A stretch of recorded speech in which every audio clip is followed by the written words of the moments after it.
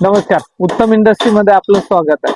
आपली एक शिरूर तालुक्यामध्ये आज डिलिव्हरी चाललेली आहे. त्यांचा एक मसाल्याचा व्यवसाय आहे, खूप चांगल्या पद्धतीचा आहे. आज त्यांना आपले 5 HP मसाला मशीन आणि सायक्लोन, त्याचबरोबर रिबन ब्लेंडर आणि 24 इंची मसाला रोस्टर म्हणजे मसाला रोस्ट करण्यासाठीचं मशीन हे जात आहे. तुम्हाला त्यांचं नाव दाखवतो, खेडेगाव फूड्स प्रोडक्ट म्हणून आहे.